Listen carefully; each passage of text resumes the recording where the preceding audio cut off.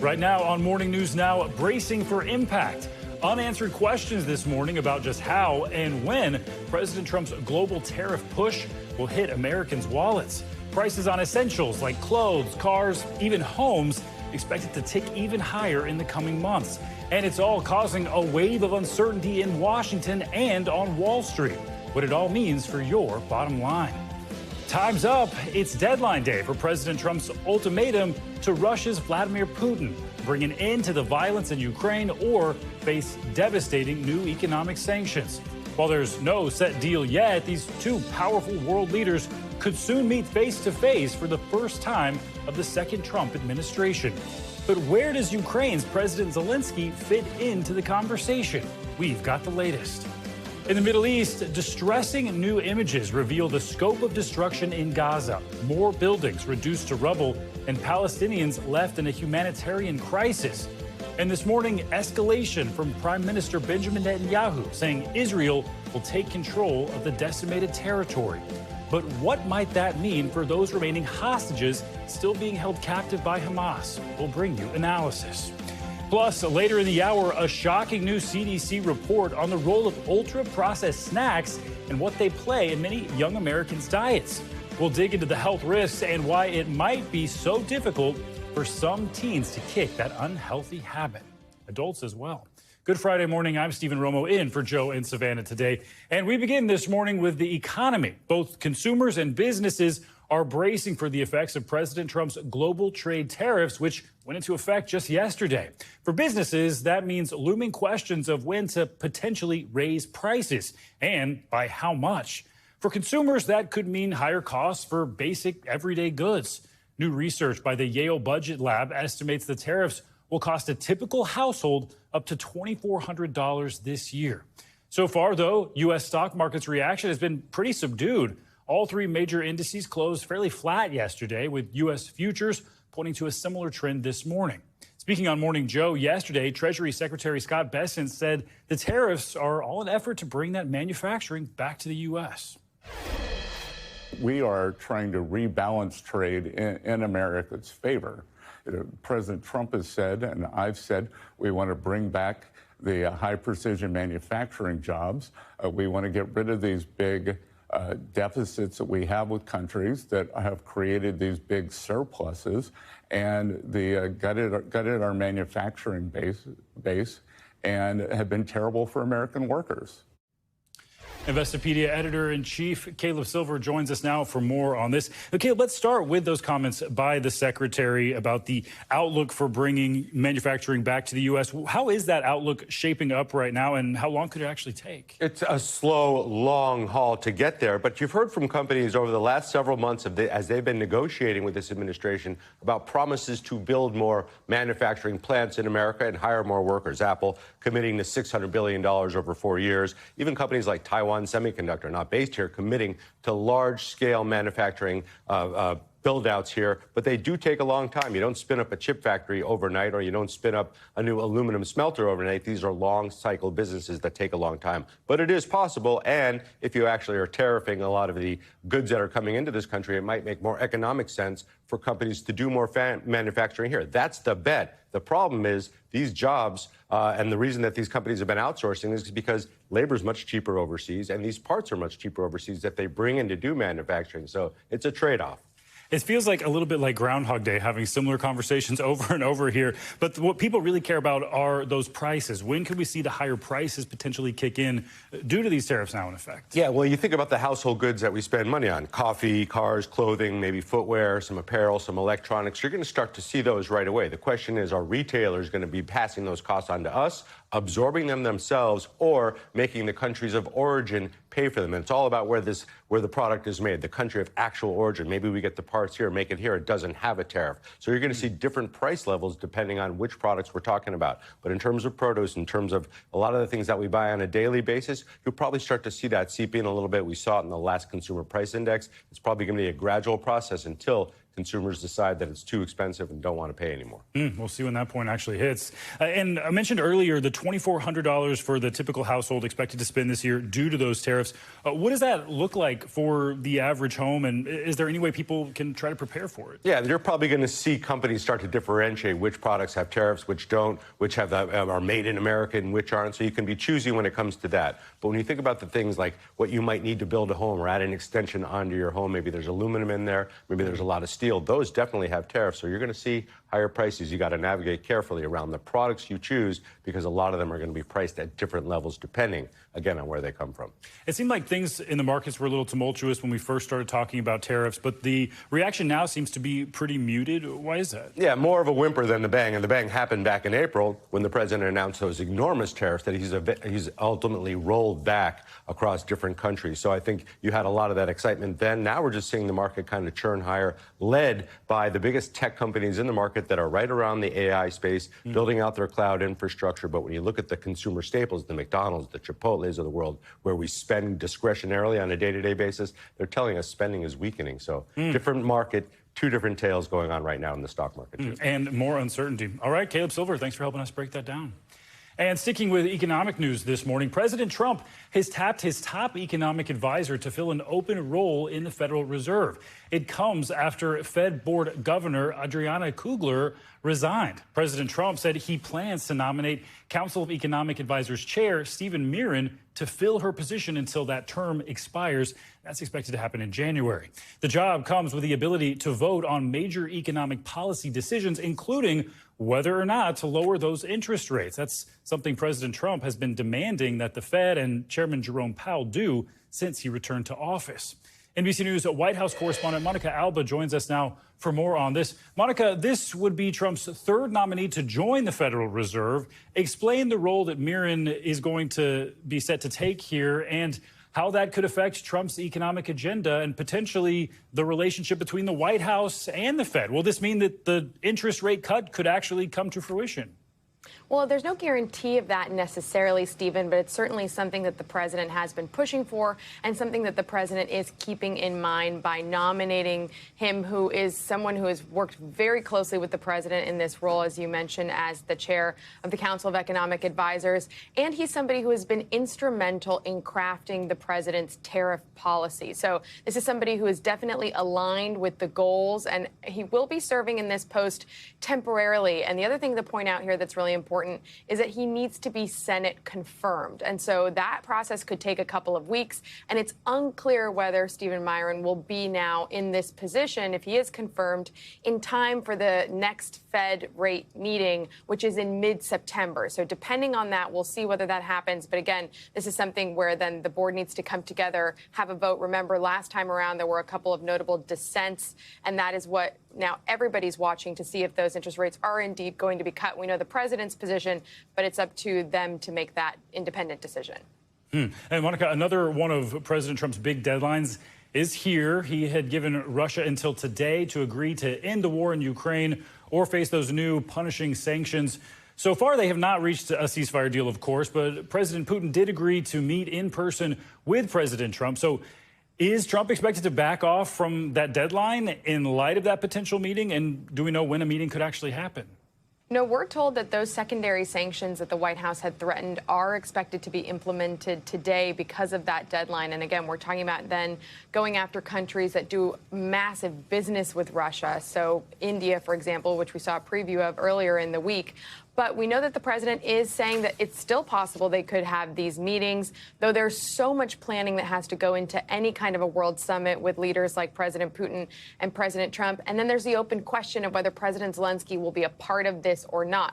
In the lead up, the White House had indicated that while they were open to a meeting with President Putin, they wanted President Putin to also commit to meet with President Zelensky, which he hasn't done yet. And yesterday, the president was pressed on this, saying, is that a precondition for a meeting with President Putin? And he said no, he was okay with meeting with him on his own. So that was an interesting adjustment to their strategy and a bit of a reversal to a position they had taken. Here's a little more of what the president had to say on that yesterday. It's going to be up to him. We're going to see what he has to say. It's going to be up to him. Very disappointed, yeah. Does Putin have to meet with Zelensky in order and before you and Putin have to meet? Or no. And so in terms of the timing of this, Stephen, it's possible as soon as next week something could coalesce. But again, a lot has to line up before then.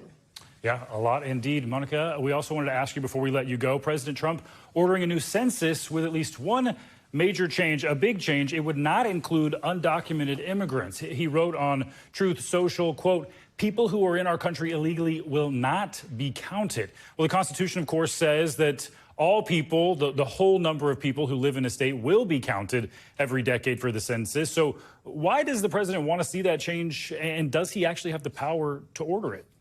The short answer is he doesn't have the power unilaterally. It's possible that Congress could order a new census or a change to the census. Remember, the planning for these kinds of censuses go into effect like 10 or 11 years before they're set to take place. The 2031, the planning started back in 2019. But this is all related to the president's approach and thinking on redistricting, which he, of course, has been focused on this week, given what's happening in Texas and what other lawmakers have indicated in other states. So that is why the president is trying to argue that he would like to see the census have a different approach, because that is how many maps are drawn that ultimately determine who represents people in U.S. Congress. And of course, that's of great interest to the president. But again, it's unclear that he can actually do this. Experts say it's unlikely this will happen, but it's still nonetheless something the president pushed for in his first term that he's reviving now in his second term. Stephen. The redistricting getting a lot of attention in light of Texas, which we will be talking more about. An interview with Governor Greg Abbott coming up in just a few minutes. Monica Alba, thanks so much. Well, in a new ruling yesterday, a federal judge ordered a temporary pause on construction at the controversial migrant detention camp in Florida known as Alligator Alcatraz. The ruling comes after 2 days of testimony at a federal court in Miami over a lawsuit that alleges the site's construction violated environmental laws. Construction at that site will now be paused for 14 days. The facility opened last month on an airstrip in a national preserve in the Florida Everglades and has the subject of a lot of protests and concerns. NBC News legal analyst Danny Savalos is here with me now with more on this. Danny, good morning to you. So this had been fast-tracked, but the pushback kicked in immediately. There were the protests, activists, Native American tribes as well, all coming together to try to push back on this. So tell us more about what the judge found in this ruling and how this could affect the day-to-day operations of this facility, which is already up and running. Here's what the action is not doing. The action is not challenging. The plaintiffs are not challenging immigration policy or the removal of detainees who may be housed there. So in other words, the only thing they're challenging is environmental issues, specifically that when construction began, the government failed to follow the proper procedures that you need to do to ensure that there isn't improper runoff or that an environmental hazard isn't created. And so the court had testimony over a couple days where they called experts who basically said, look, so much of this area has been paved. There's a risk of runoff. There's a potential for harm. So that is the gist of the allegation. So the only thing that is halted is further construction. The operations, the policy, all of those are not even being challenged.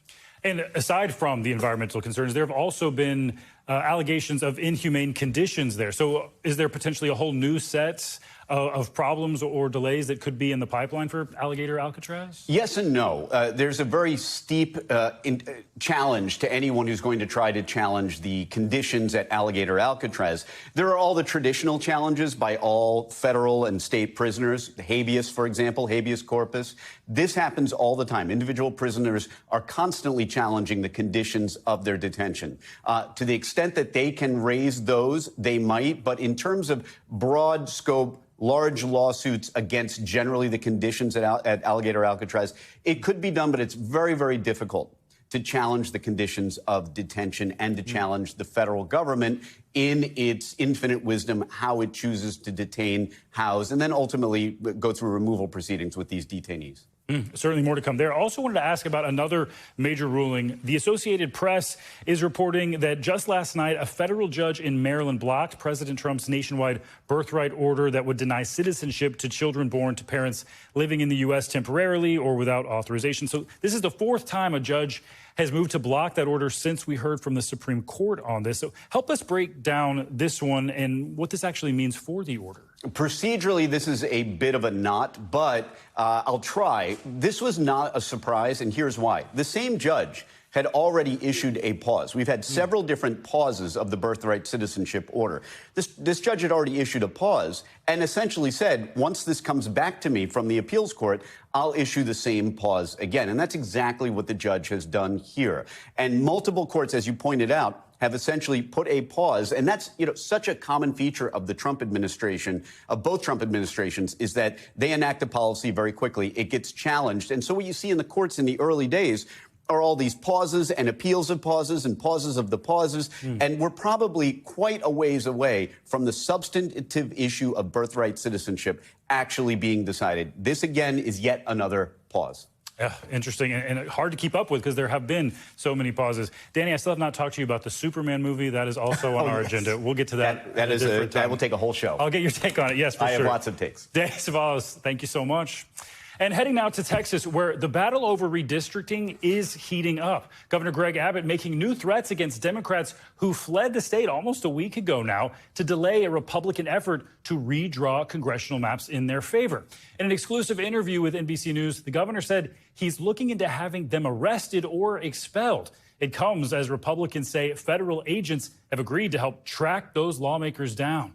NBC News correspondent Ryan Chandler has more on the mounting political and financial pressure facing those Democrats. Stephen, Governor Abbott made clear in our interview yesterday that the only way this ends is eventually. He said Democrats are going to have to stay out of state for years, as he will call special session after special session after special session to get this controversial redistricting plan passed. Democrats remain defiant, heading to California today to stand with Governor Gavin Newsom, who has promised retribution if Texas passes this map.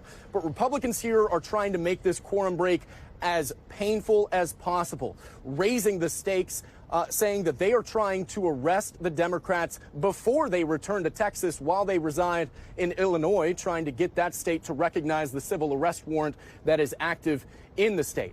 All the while, this is playing in the forefront while urgent needs for flood relief remain in the background. The bulk of the legislative progress made in this special session has been about redistricting, while people in Kerr County and all those impacted by the Hill Country floods continue to rebuild. I asked the governor about these split priorities and how we can get all of this done while Democrats remain out of state. Why not do flood relief first and get that urgent need out there and then have this political fight? Let's be clear about something. The first items that I put on there were relief for all the victims of the deadly floods that we've had in the state of Texas. There's only one thing that's denying our ability to get legislation passed. And it's these Democrats who have fled the state, turned their backs on their fellow constituents. The Texas House convenes again later this morning. All eyes will be on that House floor to see if there is a quorum, but Democrats say they have no plans to return anytime soon. Stephen. All right, that battle ongoing. Ryan Chandler, thank you. Turning now to tragedy that struck Thursday when a helicopter crashed into a barge near the Missouri-Illinois border, killing 2 people. NBC News correspondent Adrian Broadus has the latest, and we must warn you, some of this video is graphic. The helicopter blew up and fell and crashed that barge, and it's exploding right now. On the bank of the Mississippi, outside East Alton, Illinois, smoke seen rising high in the air, and this explosion captured on camera just after a helicopter crashed into a barge, leaving the 2 people on board dead. EMS requested Alton Lock and Dam for a helicopter versus power line. Wallace Meyer was fishing when he says he saw what happened. All of a sudden it touched the line, and in 2 seconds it wasn't a helicopter anymore. It was 1,000 pieces. Investigators with the Missouri State Highway Patrol say it appears the chopper crew was there to work on the power lines before crashing into one. There's a power line that goes across the river. They was doing some type of work over top of that. The Mississippi River around the Alton area shut down, one of the power lines falling into the water. No one on the ground was hurt. That's not a live power line anymore, so there's no danger to the area here or anybody that's on the water. The NTSB now leading the investigation to determine what went wrong and left 2 people dead. Adrian Broadus, NBC News. Adrian, thanks. Well, thousands of people in Southern California are under evacuation warnings because of a fast-moving wildfire that broke out near Los Angeles Thursday afternoon. It started inside Los Padres National Forest and has already burned more than 15 square miles. Meanwhile, millions of people from Minnesota to California are under heat alerts. Places like Tucson and Albuquerque are seeing near record high temperatures, while wildfires and smoke-filled air from California are making matters worse. NBC News correspondent Liz Kreutz has more from Phoenix. Extreme heat scorching parts of the Southwest. More than 50 million people under heat alerts from California to Minnesota. In Arizona, Phoenix breaking a daily heat record. The region expected to reach a scorching 117 degrees. The city of Phoenix has different ways they're trying to help people beat this extreme heat. They're giving out waters and also closing trails like this one for most of the day, telling people if you want to get outside, do so early. This couple began their hike at 4:30. It feels like a blast furnace. Feels like opening the door on a convection oven. It hits you.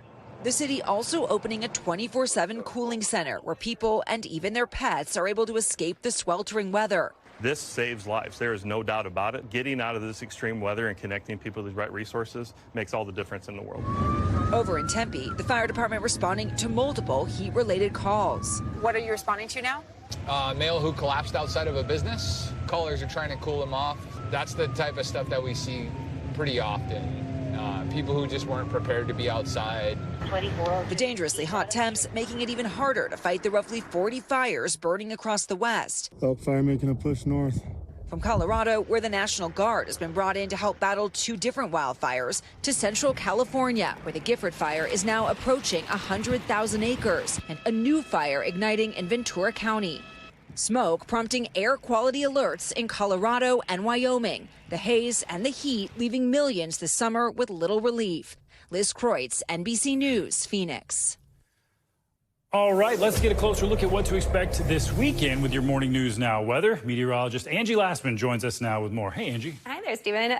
Liz summed it up perfectly. Essentially, little relief in sight for so many folks that are dealing with this tumultuous weather. Here's what we've got right now when it comes to our heat alerts. This number has grown throughout the morning. Now we're up to 51 million people, and it's some of those same areas that have been dealing with the heat for the past couple of days. So no surprise, the Southwest, Grand Canyon, Phoenix, Tucson, Albuquerque included in that. And then parts of the plains, essentially from Dallas up through Omaha and stretching into parts of the Midwest. And that's just an indication of what's to come here as the next couple of days go on. We do have the potential once again to see multiple records across this region, and this goes into the weekend. So there will be a good chunk of the country that's kind of being controlled by this ridge of high pressure. It extends from the deserts all the way up to the Great Lakes, and it's making such a difference with our high temperatures, especially today. Anywhere from 5 to 20 degrees above where they should be is where they will land. So where is that? Well, it's the 90s across parts of the Great Lakes, Chicago, Minneapolis, into the low 90s. It's the triple digits for Dodge City, Lubbock, Tucson. All those locations going to be over 100 degrees for your actual temperature during the warmest part of the day today. Tomorrow, looking ahead to your Saturday, some of that heat spreads a little farther to the east. Notice there's a cold front back to our west. So Springfield, Oklahoma City, Milwaukee, and even Cleveland, you're either at 90 or close to it across that region. It turns warmer for the East Coast here as we get into early next week, even late into the weekend. We've got 87 on tap for New York City, and we're back to the 90s by Monday and Tuesday. We also still have that ongoing fire threat, and notice the critical risk includes Grand Junction, right in the bullseye there. These locations, anywhere from 30 to 40 mile per hour wind gusts and low humidity, Stephen. So that ongoing fire risk will last through today and potentially into the weekend. So something to be, of course, careful of as you're making those weekend plans. We know you will watch that for us. It's been nice to get back to the 80s in New York City. Well, buckle up. Won't last for long. I've been warned. This is your time to enjoy that this weekend before we're back to the 90s. Oh, I've got shorts on under the desk, actually. That's not true. He's not lying. I had a standing shot, so the jig is up. But sure. Angie, thanks so much. You got it. Well, we have much more to come here on Morning News Now, including the Army soldiers who jumped into action to bring down that Fort Stewart gunman. First, though, after the break, international condemnation over Israel's threats to take full control over Gaza as Palestinians there reel from the ongoing humanitarian crisis. Our Andrea Mitchell has more coming up next.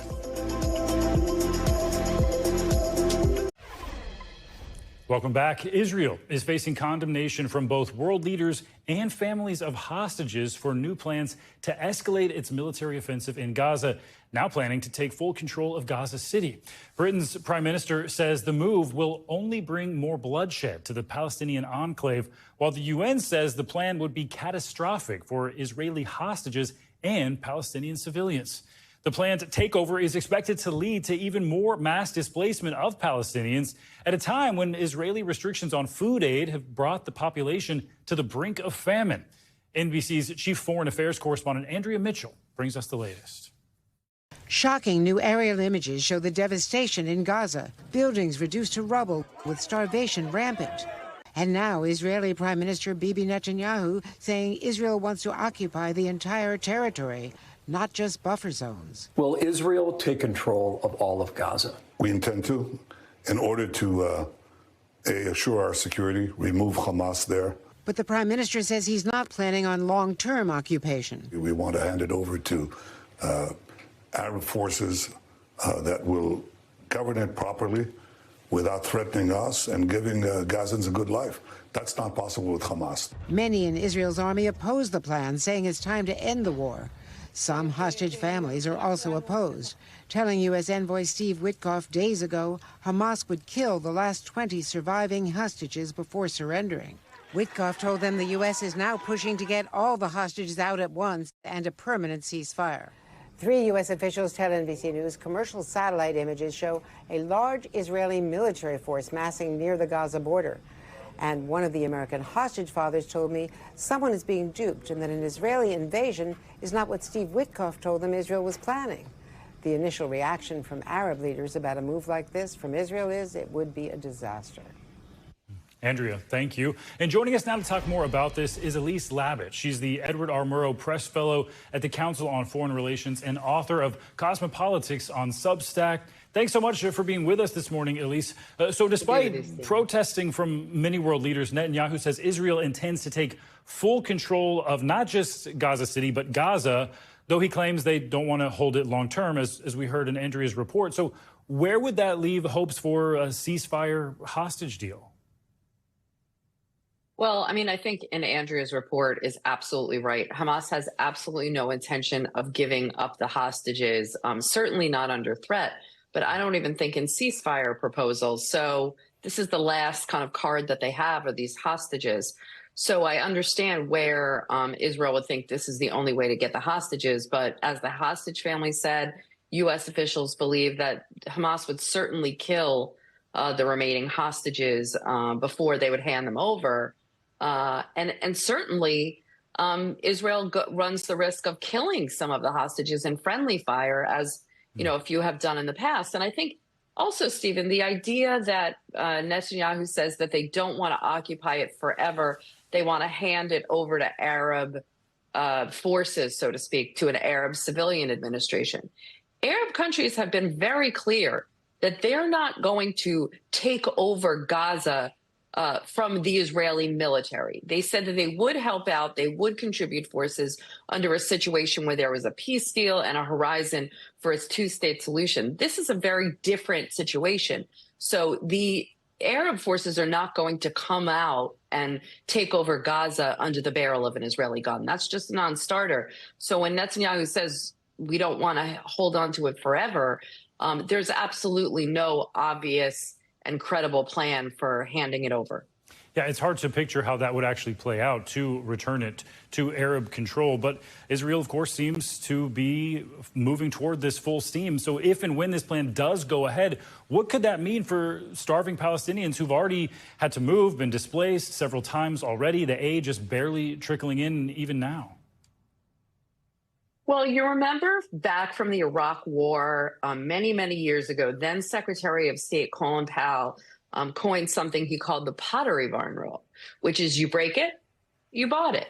And what the Israelis have said all along is, you know, they're not blocking food from getting in, but we're not the occupying power of Gaza, so we really have no responsibility. Here, Israel would have 100% responsibility as an official occupying power of Gaza. You know, Israel pulled out many years ago in 2005 and took out all settlements, you know, really withdrew as the Palestinian territory, even though the military kind of maintained control. Israel would have 100% responsibility now for feeding Palestinians. And this, I think, would be facing even more international outrage if they didn't flood the zone with food. And Netanyahu certainly hearing from all sides about this topic, including from the U.S. on the humanitarian situation in Gaza. Elise Labott, thanks so much for your insights this morning. You bet. Well, the U.S. Army is praising the quick response of soldiers at Fort Stewart who jumped into action when a fellow soldier opened fire. Military officials say 2 unarmed soldiers tackled the suspects while others started caring for the wounded. NBC News correspondent Priya Sridhar spoke to those soldiers and has more. With one Army sergeant shackled and in jail, awaiting charges for shooting 5 of his fellow soldiers, 6 of his co-workers at Fort Stewart's 2nd Armored Combat Brigade team were honored for their brave response. For exceptionally meritorious service. Staff Sergeant Melissa Taylor, a trained combat medic, says she was in her office when she heard a commotion outside. And I saw a cloud of smoke at the end of the hallway, and there was a soldier laying on the ground, and I heard him yelling that somebody had been shot. So I sprinted over to the soldier and immediately started rendering aid. Authorities say 28-year-old Sergeant Cornelius Radford carried out that shooting Wednesday morning using a personal handgun. 5 soldiers were hospitalized. 3 have been released. The Army says they're all expected to make a full recovery thanks to the soldiers who jumped into action, including Sergeant Aaron Turner, who helped restrain the gunman. I have no feelings at that point. It was just more so the safety of the soldiers and leaders at that point. So ended up engaging with them and trying to down-talk them. First Sergeant Joshua Arnold was among the soldiers who provided critical aid to the injured. I went towards the smoke and saw a shell case on the ground. Someone said that I'd been shot. I immediately helped the person onto the ground and provided pressure to the wound. Investigators say they've interviewed Sergeant Radford and are still trying to determine a motive. He joined the Army in 2018, had been stationed at Fort Stewart since 2022, and had no known disciplinary record. His chain of command found out about a DUI arrest off base in May. Lieutenant Colonel Mike Sanford said he couldn't be prouder of how his troops responded. When we take an oath to do this foreign and domestic. So seeing them immediately do that here, it just sent chills through my body. And NBC News got an opportunity to speak with some of the former co-workers of Sergeant Radford. They described him as someone who didn't show any signs of anger.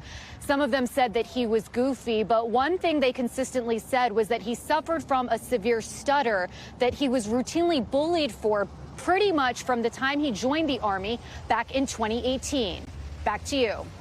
All right, Priya Sridhar, thank you. Well, coming up, some more food for thought on your Friday morning. When we come back, we're digging into an eye-opening new CDC report revealing how much of the food our kids eat is ultra-processed. We'll tell you the simple changes parents can also make at the grocery store for a healthier life. The doctor is in, coming up next.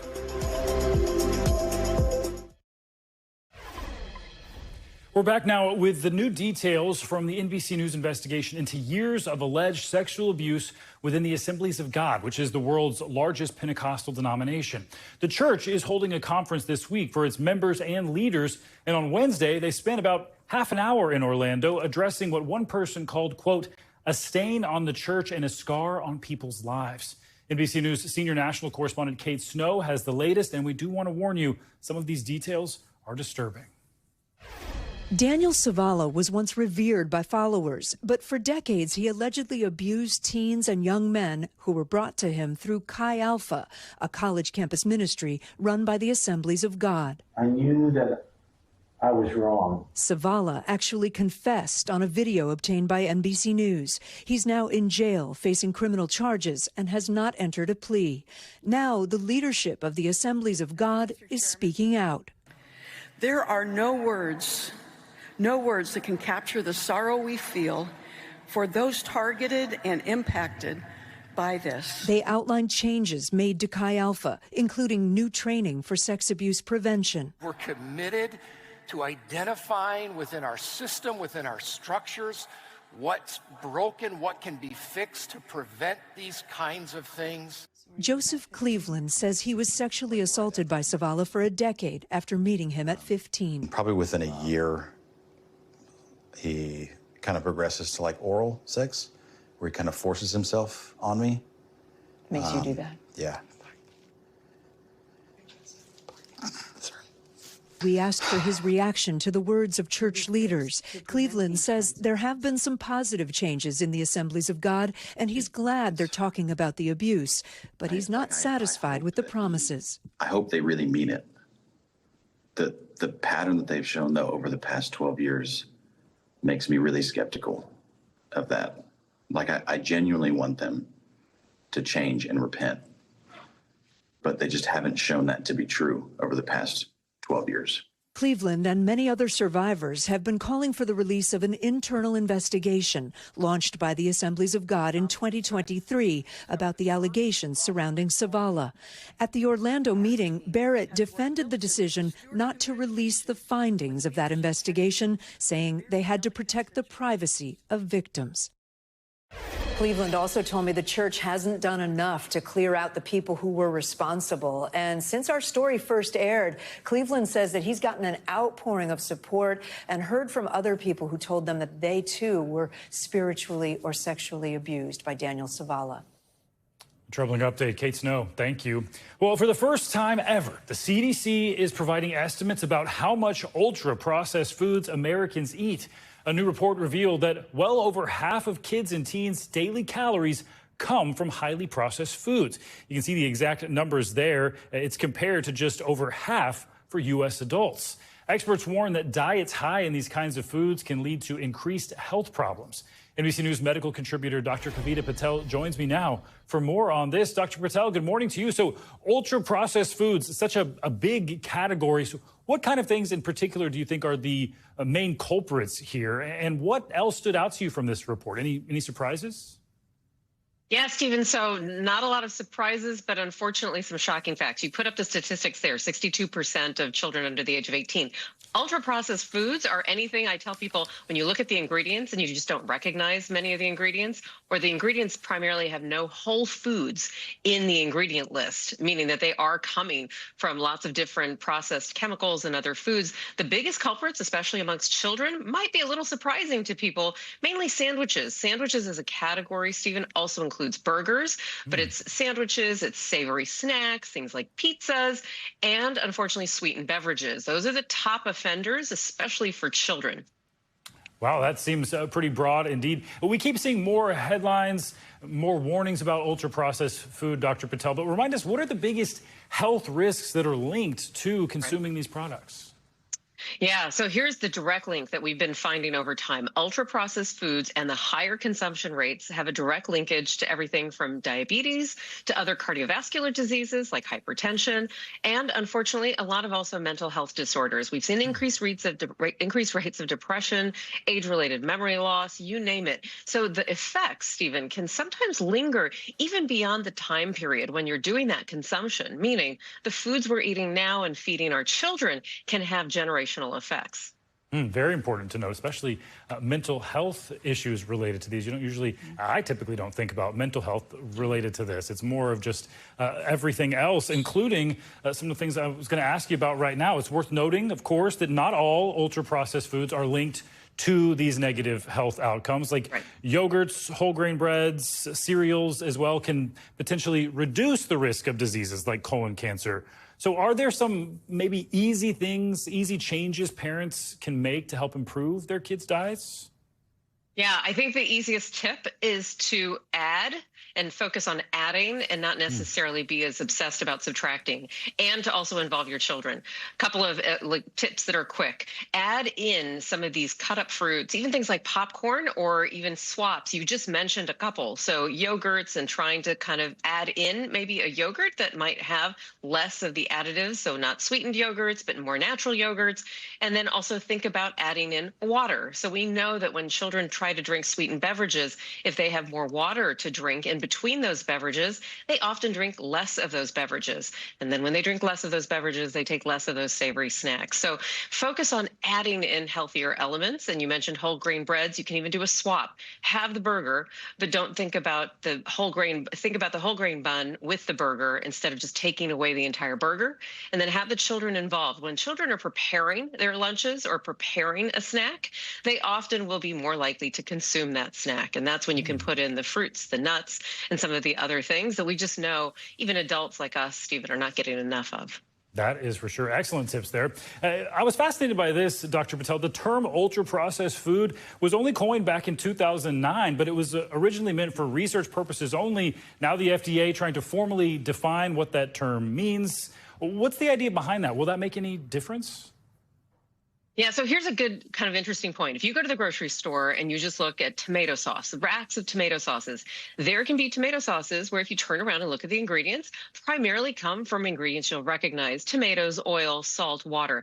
And then you'll see in that same racks, even labeled as tomato sauce, things that have a lot of ingredients you don't recognize with none of those whole foods. But there is no distinction on the front of the label, as we say. So the Food and Drug Administration has never had to classify this. In fact, a classification system, as you mentioned, does not formally exist. So I think this is one of the positive steps of the kind of the Making America Healthy Again movement, where it seems like the HHS will start to just identify what should and should not be labeled or what constitutes an ultra-processed food. I do think potentially down the line, not soon, potentially down the line, we might see some of that front of package labeling. Until then, make those swaps and make those additions in your diet. Looking for those whole foods. That is a great tip. Dr. Kavita Patel, thank you so much. Thank you. Well, coming up, AI upgrade. ChatGPT's latest touch-up has it running faster and more efficient than ever before. And now that's got some experts calling on parents of tech-savvy teens to sit down for a different kind of talk. We'll explain next on Morning News Now.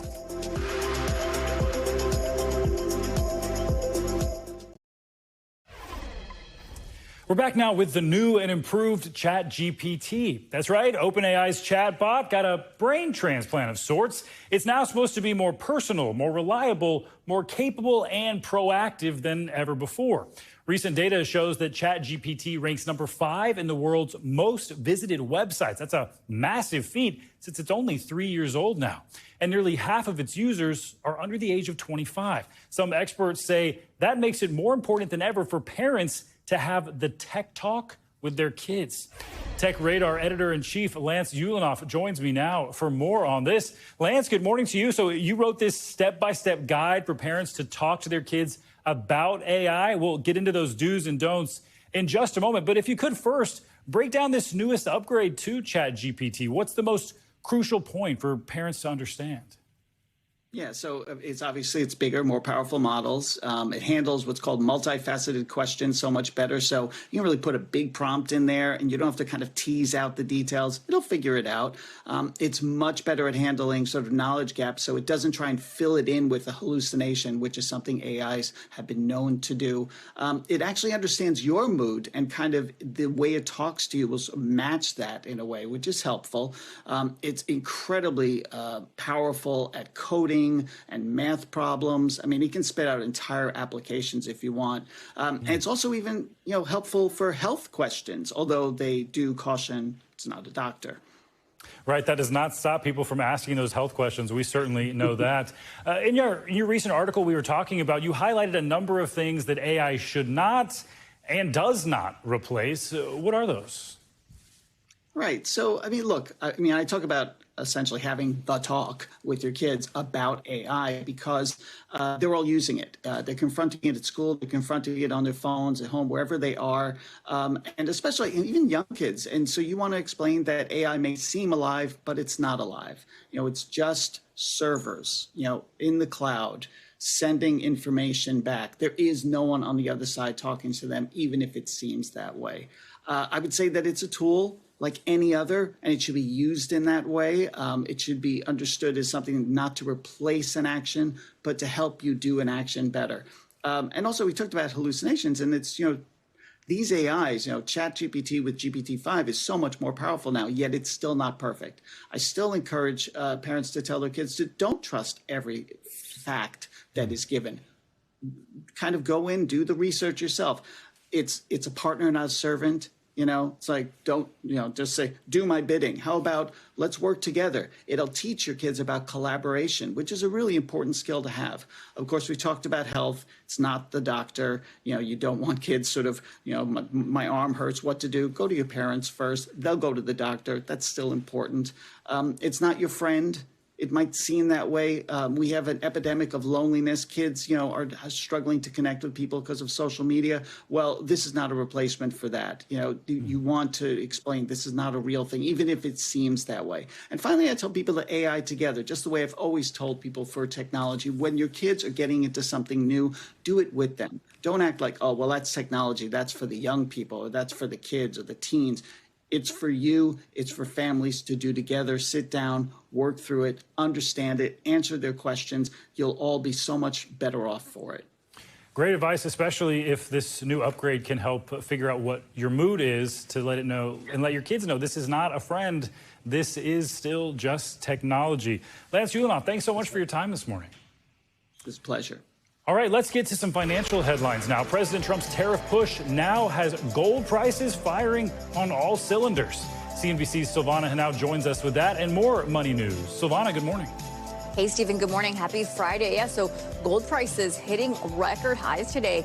And this on reports the U.S. is imposing tariffs on imports of 1 kilogram gold bars. Now, that could significantly impact Switzerland, which is the world's largest gold refiner. President Trump's higher tariffs on imports from dozens of countries kicked in yesterday, leaving major trading partners searching for better trade deals. Now, gold is often used as a safe store of value during times of political and financial uncertainty.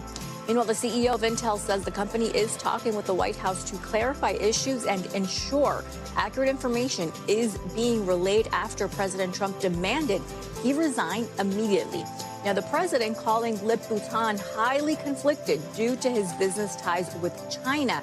Now, that appears to be related to Cadence Design. That's the company Tan led until 2021 and his venture capital firm's investments in Chinese companies. Now, Republican Senator Tom Cotton sent a letter this week to Intel's board, and Ohio Senator Bernie Moreno also called for Tan to resign. And Pepsi is bringing its Drips by Pepsi Twisty drinks to Regal theaters nationwide. And they launched at locations in Knoxville, Tennessee and New York City in March. And now they're going to show up in more than 200 locations by this fall. So these crafted drinks mix Pepsi flavors with fun add-ons such as boba, cold foam, and floating cotton candy for your movie-going experience. And they're available in 16-ounce cups for $7.99 at participating Regal theaters, Stephen. $8, wow. Yeah. Interesting. And the cotton candy, I guess, doesn't just melt away. I guess not. I don't know how that's going to work, but we'll see. We'll have to figure that one out. All right, Silvana, thank you. You got it. Well, this weekend, Jen Powell is set to become the first woman to make calls as an umpire in Major League Baseball. Reporter Adam Harding from NBC4 New York went back to Powell's hometown to see how her high school is celebrating this trailblazing ump. The softball field behind West Milford High is where Jen Powell got her start as a player. But it was this tweet from Major League Baseball Wednesday that has everyone buzzing. This weekend, Powell is set to become the first female ever to call a Major League game. The last 24 hours has been a whirlwind. I first saw it and I said, wow, that's awesome. I'm good for her. I'm not surprised. And then I realized this is huge. I mean, this is significant on a national level. Joe Trentacosta is the director of athletics. He started coaching here in 1995, a few months after Powell graduated. He has her hat and shirt from one of the first times she called a game memorialized next to his desk. And he's gotten to know her in recent years after she was inducted into the school's Hall of Fame. She was a top-tier athlete, not just in softball, but also soccer and track. But the biggest thing is not just her athleticism. It was the fact that everybody you speak to, even now on the news, you're hearing some of these interviews with some former players, and they're all talking about her character. The school is so excited about Jen's debut this weekend. They're actually going to be having a watch party here in the auditorium to cheer her on. They want all the students to come out and celebrate this historic milestone. We decided as a group that we would come up with a watch party for Jen. It's her first game behind the plate on Sunday. That's a 1:35 start, and we're currently just putting all the details together, but we're looking to do a live watch party in the auditorium with a pregame tailgate out in the parking lot. While the school plans its celebration, historians are pausing to recognize how truly groundbreaking this is. How historic is this moment? In terms of baseball, it's pretty historic. Seth Tannenbaum is an assistant professor of sports studies at Manhattanville University. He says baseball has been slower than other sports to make changes, but he anticipates the move could usher in a new generation of women who want to get involved in the game. It's not like tomorrow there are going to be a whole bunch, but I would expect that at the umpire training schools that happen every offseason, that there'll be a spike in female participants. And our thanks to Adam Harding for that report. Powell is set to work the series between the Miami Marlins and the Atlanta Braves this weekend. She's already helped call spring training games over the last 2 years and has worked in the minors since 2016. Congratulations to her. Well, coming up, it's a Catholic sensation that is sweeping the nation. But Chicago is truly the high holy destination for Pope Leo fascination. When Morning News Now returns, we'll take you to the Windy City for a special hometown tour of the Pontiff's old stomping grounds as Leo love reaches new heights. That's next.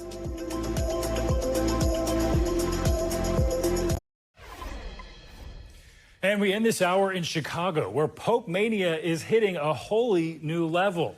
From a new tour around Pope Leo's Chicago haunts to a branded pizza, the American Pontiff is more famous than ever. NBC News correspondent Maggie Vespa has this story. Hype around America's first pope now reaching new heights with viral videos of shirts, hats, and pizzas getting hand-delivered to the Chicago-born pontiff, including 2 dry ice-packed pies carted to Rome from Aurelio's. The Chicago staple going all in on papal madness, dubbing one pizza the Poperoni, after the then-cardinal ate here last summer. You've hosted then-future presidents. You've hosted boxing legends. They don't have their own table, though. No, the Pope is our #1 fan and #1 customer. This faithful in from New Mexico. You can travel to the Bean downtown or see Wrigley Field, but this is way more special. The fanfare consuming Chicago. Pope Leo lookalikes now regulars at White Sox games. The real lifelong fan delivering this message. My dear friends, it's a pleasure for me to greet all of you. Holy devotion now hitting the streets. You've launched a Pope-themed bus tour. Yeah. That's like the most American thing ever. I know. Chicago Pope Tours held its inaugural trip Sunday, taking patrons to Pope Leo's seminary, even his childhood home. I think the sense of community that happened was really important. A growing connection to America's first pontiff that sparked a Pope culture frenzy. Maggie Vespa, NBC News, Chicago. Fascinating stuff. Maggie, thanks. And that's going to do it for this hour of Morning News Now. But your news continues right now.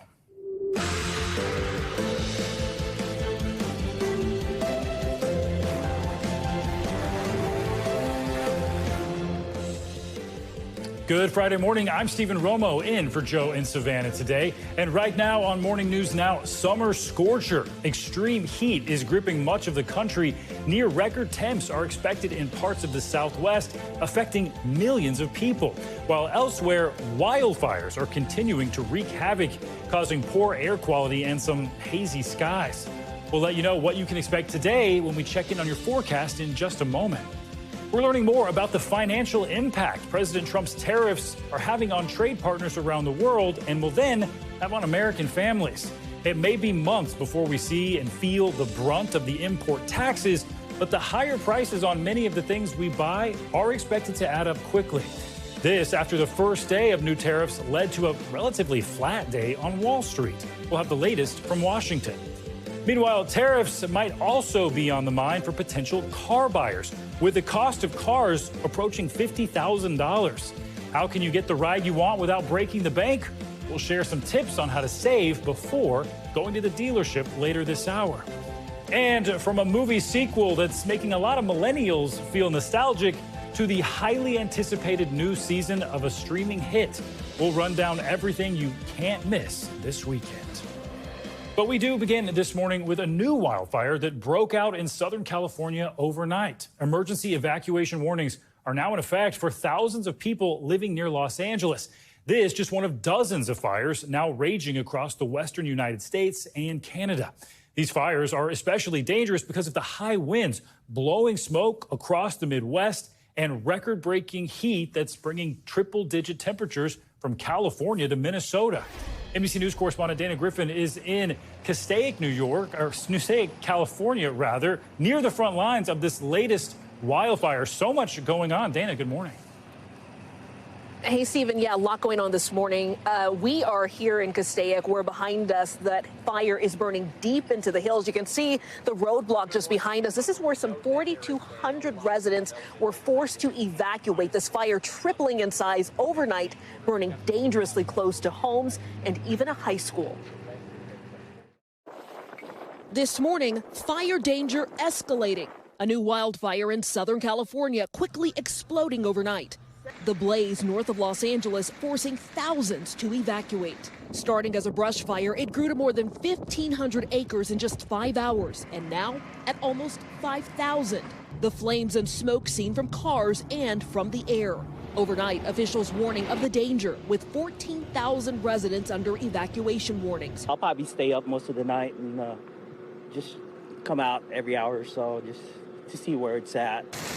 Crews racing to stop the blaze. Very dry brush, very dry conditions today. It's about 100 degrees out here. It's one of several dangerous fires in the West, others burning in California and in Colorado. The National Guard joining the effort on 2 different blazes. Elk fire making a push north. The relentless heat wave elevating the fire danger. The temps skyrocketing in Arizona. Phoenix hitting 118 degrees Thursday. Across the region, mobile cooling units and 24/7 centers like this one helping people and their pets escape the sweltering temperatures. The thermometer says 117, but when you're exposed to the sun, you're talking 130, 135. It's extreme. Meanwhile, wild weather hitting the Great Plains. Lightning striking the ground near Sturgis, South Dakota. And a windstorm knocking down several buildings in Iowa. Back in California, with the Los Angeles area still mourning the losses of those devastating wildfires earlier in the year. First responders racing to contain the Stephen, this is all happening as more than 50 million people across the country are under heat alerts. And these conditions, the heat plus the dry conditions, are what's fueling fires like this one, plus others out west. Stephen? All right, thanks so much for that update, Dana Griffin. And let's get a closer look at the blazing high temperatures in the Southwest. Meteorologist Angie Lastman joins us now with more. Good morning, Angie. Good morning, Stephen. And of course, as Dana just mentioned, the heat, the humidity, the winds, all fueling that those worsening conditions out there. So let's just start with a closer look at the wildfire, the Canyon Fire in Southern California. We of course have more than 4,000 of those acres burned and 0% containment. Here's what's going on right now. As far as our temperatures in that area, we're talking up to 105 degrees. Relative humidity values hovering about anywhere between 15 to 20% here as the day goes on. And as expected, those wind gusts will elevate. The current winds right now, not all that impressive in that area, but expected to get up to 20, even 30 miles per hour as the day goes on. Hence why we're concerned about that region specifically. But a broader picture of that fire weather today does include parts of the Rockies. You can see Grand Junction stretching up to Jackson, down to Flagstaff, including Las Vegas and Denver. We've got those strong wind gusts as well as the low humidity for a big chunk of the western half of the country. So a heads up for folks there. We'll watch for those conditions to last through the day today. And on top of that, of course, the heat. 51 million people under these alerts. Temperatures going to skyrocket here today and potentially break some records. We saw a similar story yesterday. Places like Phoenix breaking a record. Today, we'll take another run at that. Denver included in there, Colorado Springs. And it's all because we have this ridge of high pressure that's really extending that heat all the way from the southwest parts of the desert area up into the Great Lakes. So expect temperatures as high as 20 degrees above where they should be for this time of year. So the 90s likely for Chicago, Minneapolis, Kansas City. We've got the triple digits likely for Tucson, Lubbock, and Dodge City. Tomorrow, more of that into parts of the Northeast, specifically the interior areas and the Great Lakes will be upper 80s to low 90s. And then that arrives for folks across the East Coast here, and specifically the Northeast and Mid-Atlantic as we get into early next week, where we will flirt with those 90s. If you're looking for the rain, well, we've got some heat-fueled thunderstorms that we'll see from the Dakotas to Minnesota today. It's mainly the wind and the heavy rain that we're concerned about. And as we get into tomorrow, that spreads farther to the east. It offers up some relief from the heat behind it, but it does ramp up that storm threat here from Wisconsin to Michigan as we get into your Saturday plan. So a heads up for folks there. We will watch for the potential for some strong winds and some hail and potentially an isolated tornado tornado possible Minnesota and Duluth. That goes through this afternoon and into this evening. Big picture look otherwise for the weekend. We've got a lot of sunshine. Beach day out west, summertime heat, of course, across the south, and plenty of sunshine expected across the northeast even. It'll remain warmer and sunny across both of those locations, but the storms will be focused for the southeast and parts of the Midwest. I love it when you guys say the word flirt. I don't want to flirt with the 90s. You don't? Flirting sounds fun. I don't want on. to. No, thanks. I'll pass on You'd that. rather flirt with what, the 70s? Yes, 80s? I would love to flirt with the 70s. Well, no can do. Okay, another time perhaps. All right, Angie, thank you. You got it. Well, world leaders are condemning plans by the Israeli government now to escalate its military offensive in Gaza by taking over Gaza City. It comes as Israeli Prime Minister Benjamin Netanyahu says he plans to fully occupy the starving Palestinian enclave. NBC News international correspondent Raf Sanchez has the latest on this. Raf, good morning. Stephen, good morning. Yeah, this is Israel ramping up a war that so many are desperate to see end. 3 U.S. officials tell NBC News that satellite imagery shows Israeli forces are massing along the borders of Gaza, a likely indication of an imminent ground offensive following that key cabinet vote last night. This morning, Israel dramatically escalating its war in the already devastated Gaza Strip.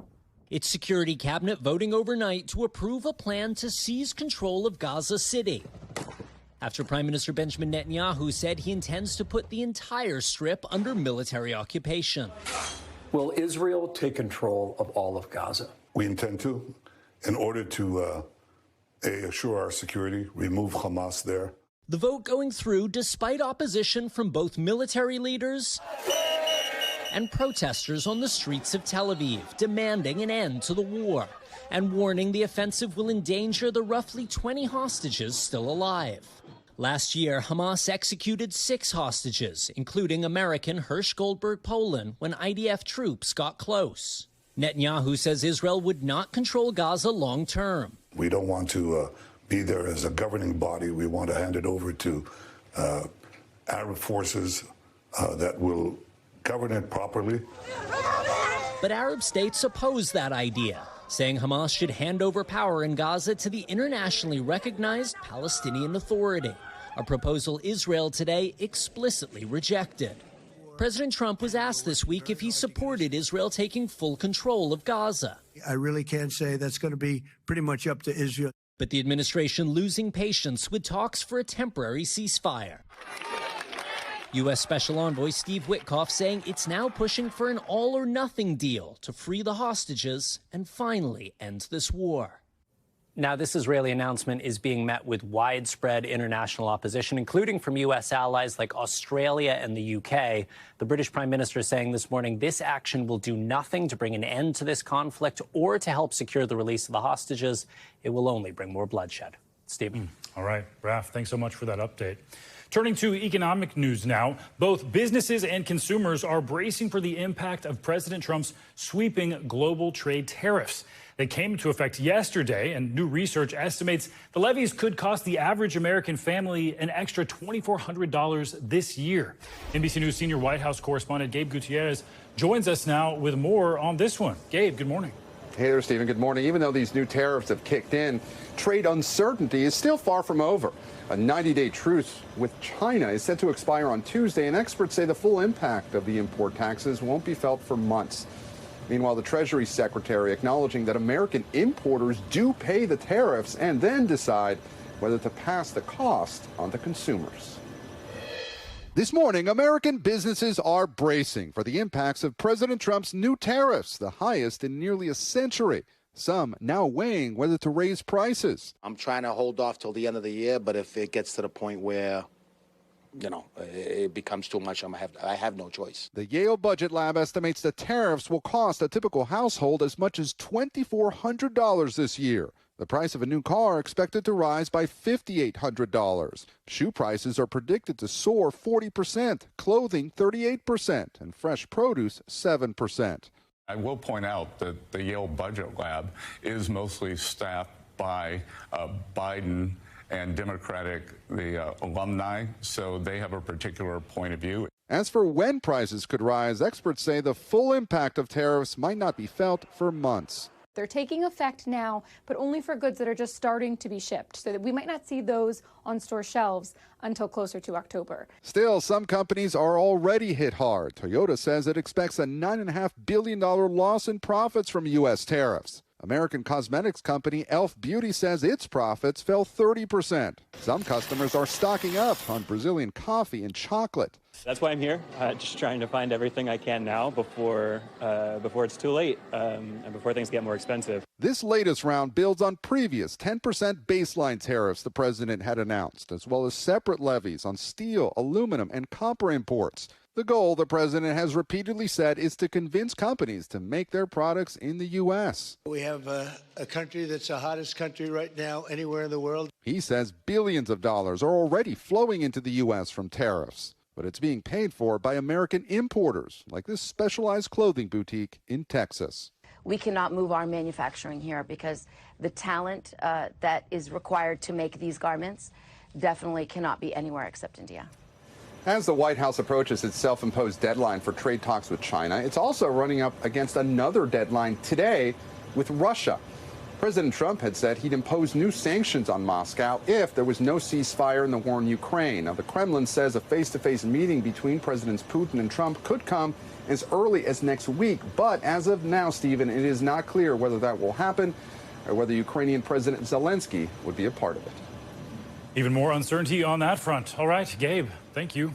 Well, the standoff between Texas lawmakers is escalating. Nearly a week after Democrats fled the state to defy and delay a Republican redistricting effort, Governor Greg Abbott is now threatening to have them arrested or expelled from the Texas House.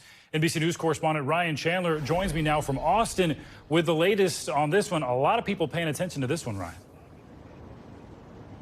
Yeah, and when I spoke to the governor yesterday, Stephen, he did not hold back. He was clear that he will not stop until these new congressional districts are on the map, laying out extraordinary new measures to get the Texas Democrats back to the Texas House and potentially into handcuffs. We asked him how far he is willing to go to end this standoff and what it could mean for the rest of the country.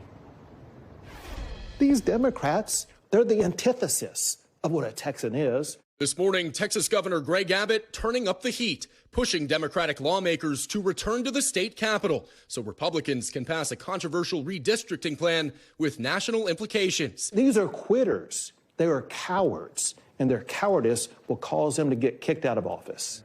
In an exclusive Governor's Mansion interview with NBC News, Abbott told us he's pushing to arrest Democrats in and out of the state after they left Texas in an effort to stall a plan pushed by President Trump to create 5 more Republican congressional districts in Texas. We are entitled to 5 more seats. How far are you willing to go to get the Democrats back to Austin? We are in the process, as we speak right now, of searching for, preparing to arrest Democrats who may be in Texas, may be elsewhere.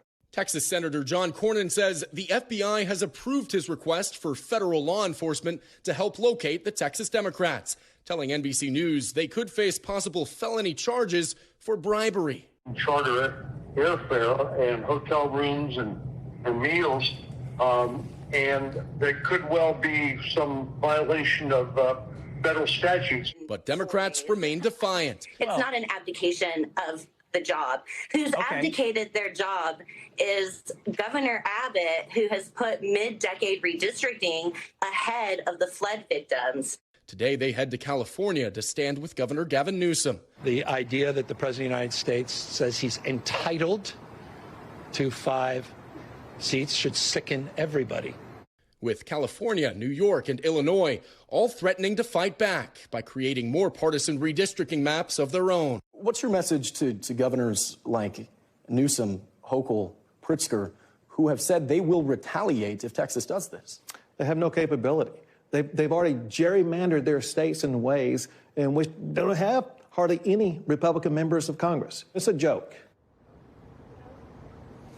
Joke or not, Stephen, this is a deadly serious debate with massive stakes, control of Congress and the balance of power nationwide hanging in the balance here, Stephen. All eyes on Texas for this one. Ryan, thank you so much. Well, much more to come here on Morning News Now. Later this hour, concerns over high tariffs may be pushing you to get a car now. We'll tell you how you may be able to get the most bang for your buck at the dealership. But up first, never-before-seen photos of the startling crime scene where 4 Idaho college students were killed nearly 3 years ago. What those images are revealing, coming up next. Welcome back. This morning, we're getting a first look at never-before-seen images of the crime scene where convicted killer Bryan Kohberger murdered 4 college students in November of 2022. These photos are providing a look inside the off-campus home where this all took place. NBC News senior legal correspondent Laura Jarrett has more. Hey there, the man behind the crimes is staying behind bars for the rest of his life, but the evidence of what he did only just now coming to light now that his criminal case is over. NBC News is choosing not to show you the most graphic pictures from this crime scene, but we do want to warn you, some of the images you are about to see are graphic and disturbing. This morning, for the first time, photos from inside that off-campus home where convicted killer Bryan Kohberger committed those grisly crimes. The nearly 200 images of the crime scene now obtained from the Moscow Police Department through a public records request by NBC News affiliate KTVB. Many of the disturbing photos redacted or blurred by authorities, but they shed light on the since-demolished King Road house where Kaylee Gonsalves, Madison Mogen, Xana Kernodle, and Ethan Chapin were killed back in 2022. Are you pleading guilty because you are guilty? Yes.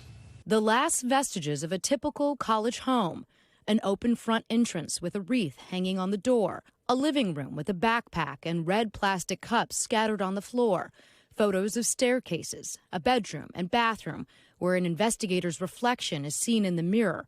But the images also show signs of the attack, including blood spots on a hardwood floor. And this is the glass door that police believe Kohberger opened to enter that home. The person that slithered through that sliding glass door now stands before the world and this court unmasked. Kohberger seen in this previously released photo moments after his arrest. And police also now releasing this video taken from a neighbor's porch in the early hours the morning of the murders. A white car captured speeding away. With his trial just weeks away, last month, Kohberger pleaded guilty to all 4 murders to avoid the death penalty. But the victims' families had one last opportunity to confront him. Kaylee Gonsalves' sister, Olivia, delivering one of several emotional statements during his sentencing. You're a delusional, pathetic, hypochondriac loser who thought you were so much smarter than everybody else. The families now carrying on the memories of the 4 lives lost. I mean, everything about Kaylee was amazing. She was going to light the world on fire, and we're missing her. You know, we're missing her. Yeah, every day. As for what could come next here, there is a chance we could see even more records from authorities still released. But according to Steve Gonsalves, Kaylee's father, some of the families do not believe that the final autopsy report should be released, given the gruesome nature of the injuries. We also want to mention, of course, that NBC News reached out to all of the victims' families to get their reaction on this latest release. Madison and Ethan's families declined to comment. Back to you. Laura, thank you.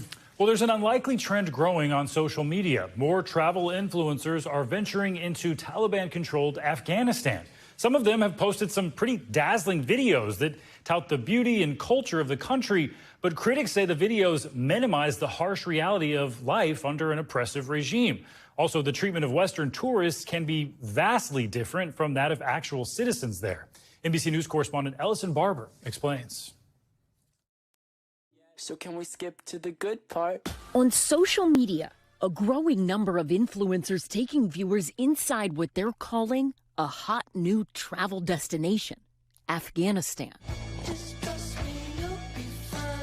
Some, like tour lead Zoe Stevens, suggesting limitations on female travelers in the Taliban-ruled nation are overblown. A country is not a sum of its politics. It's a sum of so much more. It's a sum of its culture, its history, its food, and especially in Afghanistan, its people. But the situation, much different for everyday Afghan women. The UN has referred to the situation in Afghanistan under the Taliban as a situation of gender apartheid. especially since the frantic U.S. withdrawal from the country 4 years ago. No high school, no university. Basically, the Taliban's trying to systematically erase women from public life. Other traveling influencers, young men. This is what it's like to travel Taliban-controlled Afghanistan. Drawn in by viral videos like this. We have one message for America. Welcome to Afghanistan. Yusuf, an Afghan-American tour operator, made the video.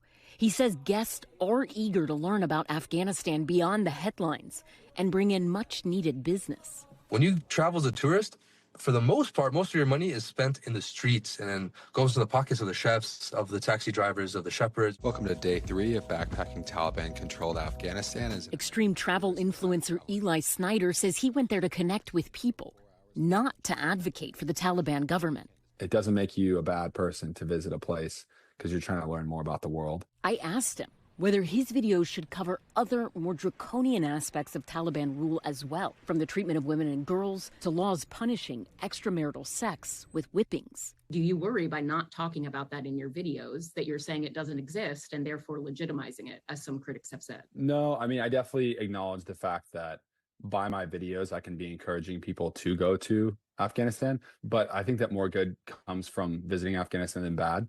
Because you get to interact with local people and that brings joy to their life and you realize what kind of people they are. According to the New York Times, the unelected Taliban makes tourism a priority in their new government, saying they especially rely on bloggers and YouTubers to extol the virtues of visiting Afghanistan. This was also our first Taliban interaction, and they invited us for some green tea and wanted to hear about our experience so far. While tourism can help replace income lost by foreign aid, experts say the Taliban will also use the income to help fund its repression. Afghan women like Orzala, who was forced to leave her home country because of oppression, say influencers have a moral obligation to show their thousands of followers the totality of Afghanistan. These random influencers visiting and they saw everything is completely fine there. Things are not okay in Afghanistan. Half of the population are denied from their basic rights. Our thanks to Ellison Barber for that report. The U.S. State Department still has a do not travel advisory for Afghanistan, citing civil unrest, crime, terrorism, along with the risks of kidnapping and wrongful detention. Well, we're learning new details about the Australian woman who murdered 3 of her in-laws with a meal. She also allegedly tried to murder her husband. NBC News international correspondent Claudio Lavanga joins us now from Rome with that and more in our news in 60 seconds. Good morning, Claudio. Good morning, Stephen. Yeah, you may remember that story about that woman in Australia who 3 months ago was found guilty of murdering 3 relatives when she fed them a meal cooked with deadly toxic mushrooms. Now it was revealed her estranged husband told the court she also tried to kill him several times before by feeding him poisoned pasta, cookies, and curry. Well, the husband survived. Let's go now to Haiti, where on Thursday, Laurent Sancerre, a wealthy businessman, was appointed as the new head of the country's transitional presidential council. Later on, a leader of one of the country's most powerful criminal gangs, which control most of the capital, vowed to overthrow the government.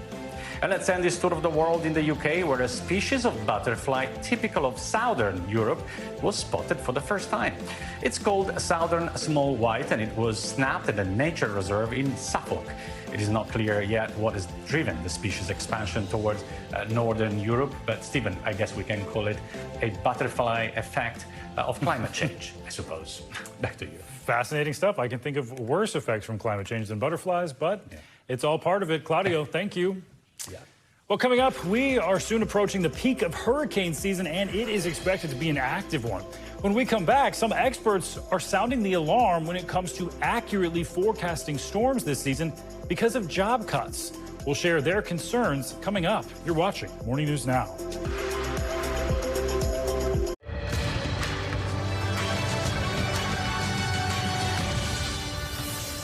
We're back now with a closer look at what's making news in the world of politics this morning, starting with President Trump's plans to increase law enforcement in our nation's capital.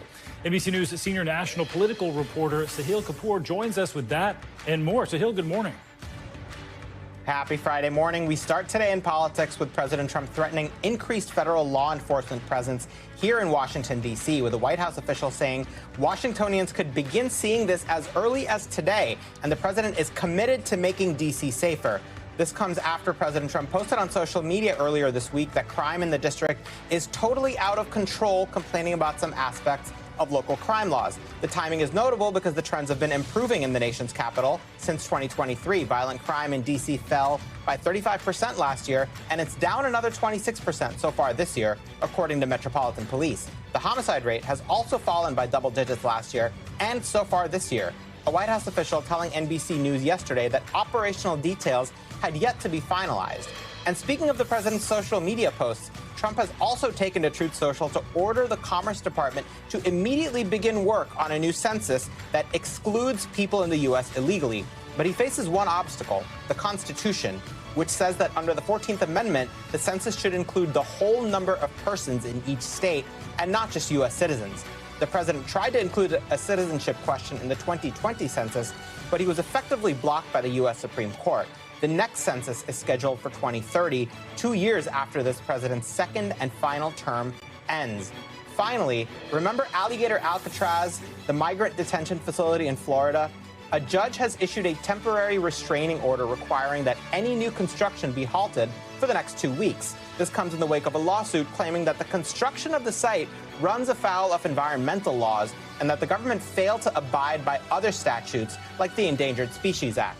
And that is a look at what is making news in politics this morning. Stephen? A lot to keep up with, Sahil. Thanks so much. And continuing on the federal front now, NOAA is predicting this year's Atlantic hurricane season will be more active than normal, with the potential for up to 18 major storms.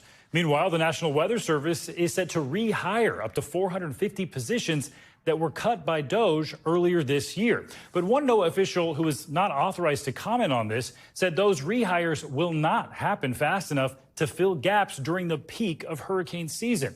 Now, some experts are raising concerns about the accuracy of this year's forecasts. NBC News meteorologist Chase Kane explains. John, it's not turning. It's coming straight to us. It's going to turn.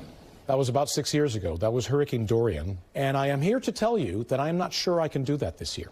That moment from NBC Miami went viral. Veteran hurricane specialist John Morales expressing his concern staff shortages and the loss of data could make hurricane forecasts a lot less accurate. Am I still concerned? Just like I was a couple of months ago? You bet I am. And it's not just him. I talked with 4 expert scientists concerned about what's ahead. One loss this season, unmanned sail drones, which NBC News got to see up close last August. The orange drones capture dramatic video, but more importantly, collect wind and sea surface data used in forecasts by the National Hurricane Center. With the changing climate and the intensification of these hurricanes and storms, it's critical that we better understand them. But this year, because of DOGE buyouts and staff shortages across NOAA, the contract to deploy sail drones this season came too late. Both NOAA and Sail Drones say they hope to resume the partnership in 2026. And it's not just the sea surface data. There's even more concern about losing information from above, potentially fewer hurricane hunters flights. Veteran forecasters say that might lead to a more frequent and dangerous, what they call morning surprise. The data that are collected from the hurricane hunters improve the track and intensity forecast of hurricanes by anywhere from 15 to 20%. So if you take that equation out, that means forecasts are going to go back to what they were 10, 20, 30 years ago, where we had large uncertainty and where the hurricane's going to hit. The former NOAA administrator and the others interviewed for this story all referenced the same cautionary tale. Hurricane Otis hitting Mexico in 2023. The storm more than doubled in strength in 37 hours. Hitting Acapulco with 165-mile-an-hour winds, a raging Cat 5 catching many off guard, killing nearly 100 people. Something like that could happen in Miami or New Orleans or Houston or any of these coastal cities if you don't have the data. Andrew Hazelton worked on hurricane forecast models at NOAA until he was terminated by DOGE in February. He explains that any forecast model depends on good data from sail drones, hurricane hunters flights, and weather balloons. all impacted by cuts this hurricane season. You have to have a good starting point. If your starting point's not good, your forecast is going to be garbage in, garbage out, is the saying. NOAA maintains they're committed to delivering gold standard weather forecasting the American people deserve during hurricane season. But in Congress, funding for NOAA, its research, and its forecasting tools remain undecided, with the House in recess until after Labor Day. And as a meteorologist, I don't know if the next killer hurricane or the next killer flood or tornado is going to happen in the month where we didn't get anything done in Congress. It is frustrating. People need to reach out and say, hey, I want to make sure that my family has the ability to evacuate if the worst case scenario is going to happen. Do you think we're going to have unneeded loss of life? Yeah, I think we are. And have we had it already, right? That's the big question. And I'm not ready to make that leap just yet.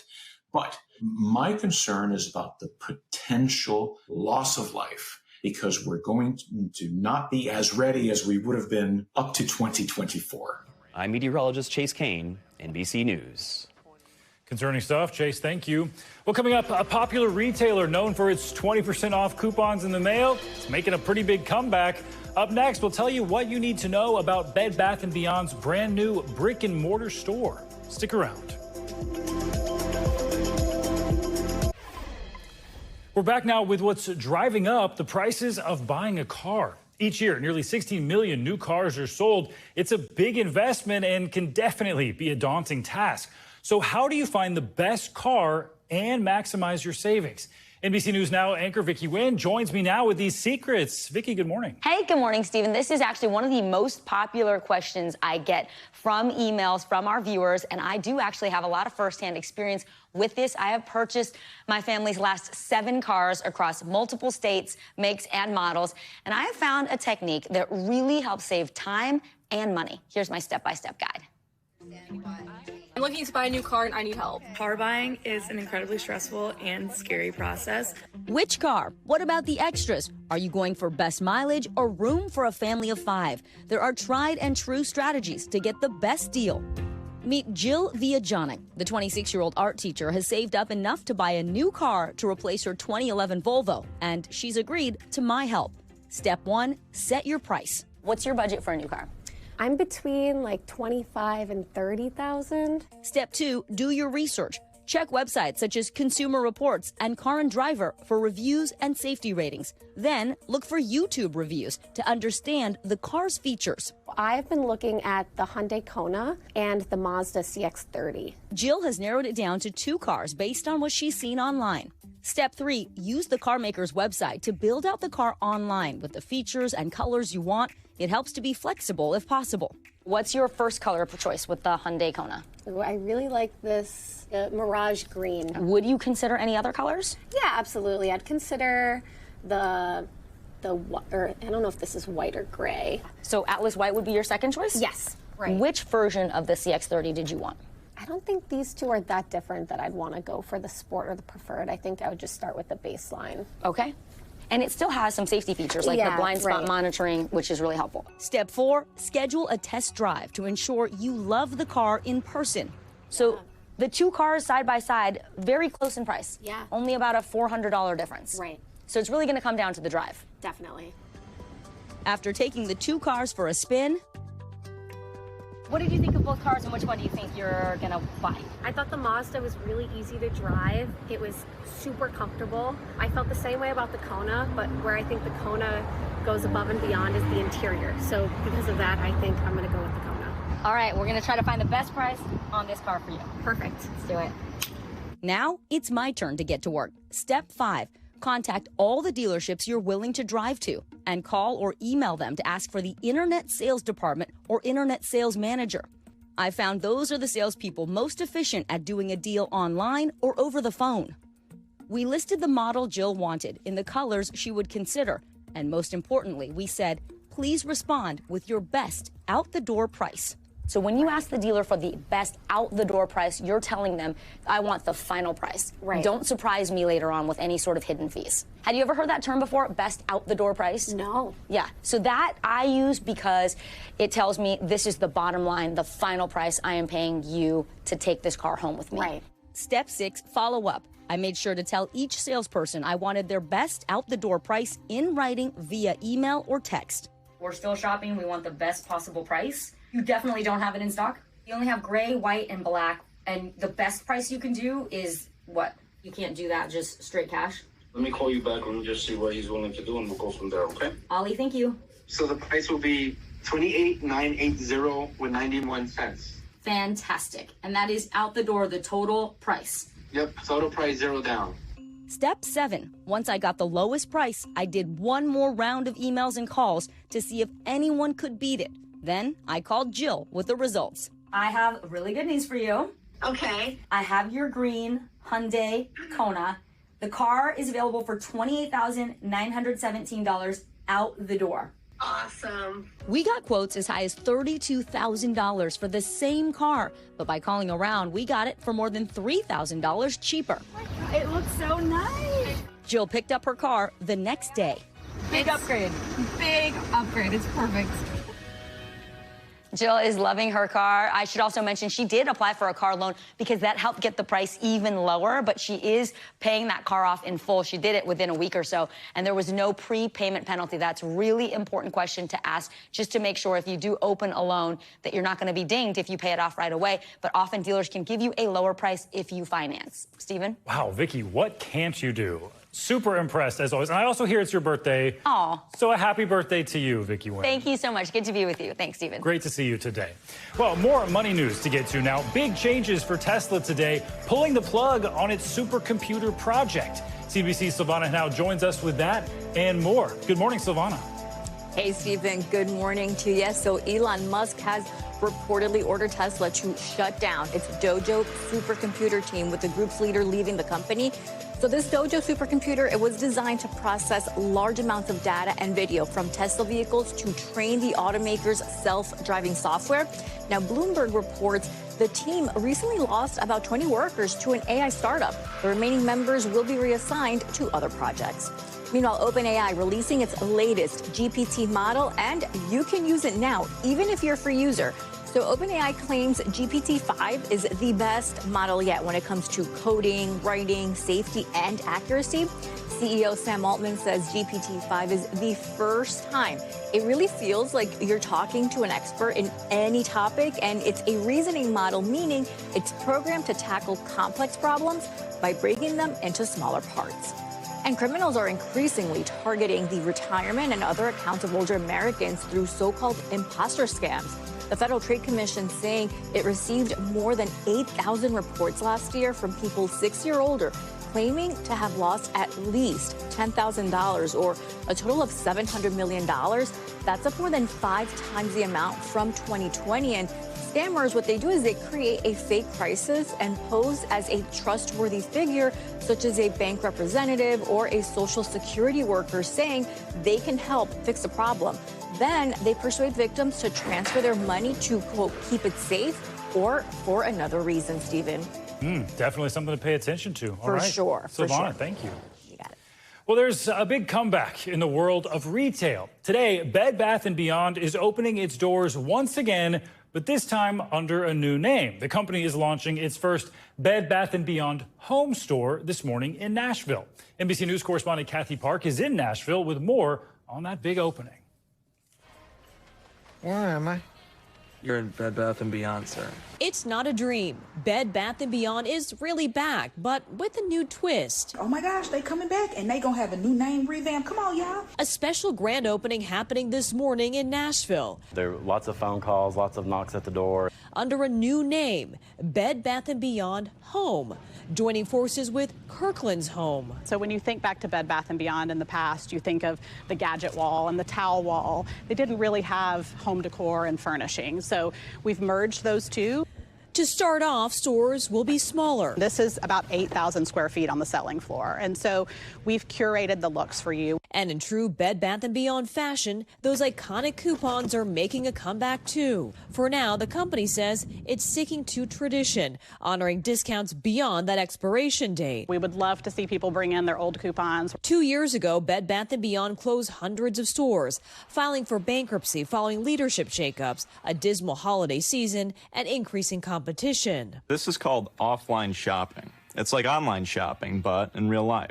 An end of an era for a store known to home happier. Sad, because it's always just been one of these institutions. Everybody comes here for good deals. The evolving retail landscape and the threat from online giants like Amazon shuttering other stores too, like Party City and Joann's. The popular mall jewelry chain Claire is filing for Chapter 11 bankruptcy for the second time just this week. Its CEO calling the decision difficult but necessary. But experts say some legacy brands like Toys R Us and Barnes & Noble are rewriting the comeback playbook, evolving with the times while holding on to the magic that made them household names. There's still room for both online and brick and mortar shopping with a lot of these brands. But some customers say it's hard to beat that in-store shopping experience. I just love seeing stuff and being able to touch it and look at it. Now another beloved brand trying for a fresh start. There's a sense of community and coming back and engaging in entertainment and hospitality that has really brought a resurgence back to brick and mortar. Quite the comeback. Kathy Park reporting there. The CEO tells the NBC they decided to start with that one in Nashville because it is a high growth market. But the plan is to open 5 more stores in that area and another 75 stores next year nationwide. All right, now to a story you may be able to relate to. You're at the beach enjoying a snack when a pesky seagull takes your food. Well, in Connecticut, this gull is becoming a persistent problem, taking food right out of people's hands. Melissa Cooney from NBC Connecticut brings us this story. Does not give up. As long as he puts his mind to it, he can eat anything on the beach at this point. There's a thief flying around Waterford Beach Park. The seagull came, flew that way, took the cookie. He has a yellow beak, beady eyes, and the determination of someone who hasn't eaten in years. That I'm eating my cookie under my cover-up because it will steal my cookie. But really, it's obvious he hasn't missed a meal in a while. And you can tell because he's the fattest around. This is Cecil, the seagull by the seashore. He takes food and no prisoners. I could feel his wings too. It was like so close. We've had incidents of him like landing on people's head and taking food out of their mouths. His favorite foods? Oh, he's a big fan of carbs, yeah. He also likes the finer things, like a king crab leg. The seagull completely devoured it in one go. And was stuck out on both sides of the neck. And beggars can't be choosers, but Cecil does have his preferences. No pickles, no cucumbers. He's making a name for himself on the beach. You gotta watch out. Cecil steals food. The town putting up these signs warning people to keep an eye out for Cecil and his cronies. He swoops right in, takes food right out of people's hands, takes your fingers with him. And no kidding, some Cecil survivors let us share these photos. The lifeguards tell us they've been busy with Band-Aids this summer. We did speak with animal control, and the reality is it's a wild animal. It's causing no true harm, so there's not much we can do but laugh along with him. Unfortunately, Cecil ignored our request for comment. Sir, please. Cecil. I love the persistence there. I think Cecil may be part pterodactyl, though. It looks pretty big. Our thanks to Melissa Cooney for that story and that effort to get comment from Cecil. We thank you for watching. And remember, stay updated on breaking news and top stories on the NBC News app or watch live on our YouTube channel.